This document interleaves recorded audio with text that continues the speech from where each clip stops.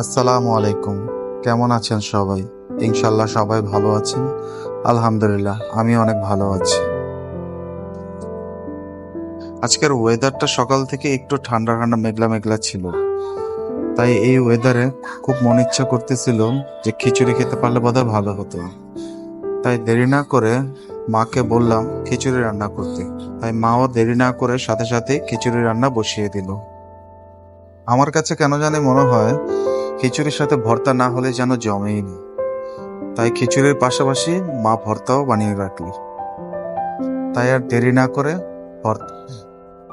ভর্তা প্লাস খিচুড়ি দুটোই রান্না হয়ে গেল। এর মধ্যে বউ পাশে থেকে দাঁড়িয়ে আমাকে খিচুড়ি প্লেটের মধ্যে সার্ভ করে দিচ্ছে। সাথে ছিল আমের রসুনের আচার, খিচুড়ি, সালাদ আর ভর্তা। তাই আমি সামনে খাবার দেখে আর লোভ সামলাতে একেবারেই পারছিলাম না, শুরু করে দিলাম। খিচুড়ির উপর লেবু চিপড়িয়ে নিয়ে প্রথম বিসমিল্লাহ বলে খাওয়া শুরু করলাম। হ্যাঁ, খাওয়াটা খুব ভালোই ছিল, টেস্ট ভালো ছিল। সাথে সাথে একটু পেঁয়াজ কামড় দিয়ে, কাঁচা পেঁয়াজ কামড় দিয়ে খাচ্ছিলাম, সেটা ভালোই লাগছিল। আর আমার বউর কথা কি বলবো, ভিডিও করব বলে কতগুলা পেঁয়াজ, লেবু আর কাঁচামরিচ কাইটা দিস, কিন্তু সে কিন্তু জানে আমি ঝাল একদমই খেতে পারি না।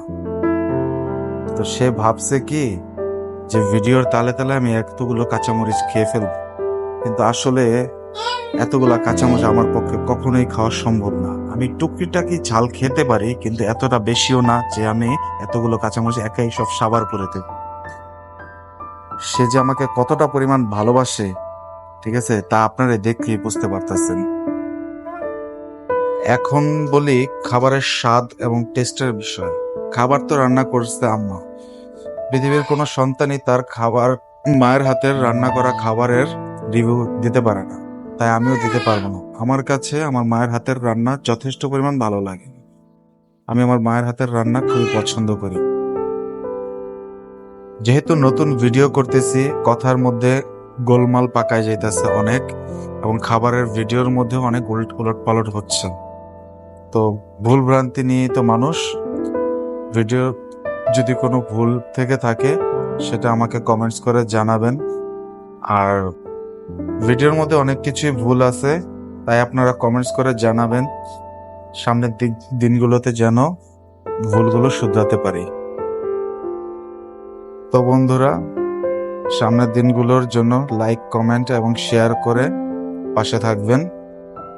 আর ভিডিওটা শেয়ার দিবেন বেশি বেশি করে, যেন আমি উৎসাহের কারণে আরো সামনের দিকে ভিডিও দিতে পারি।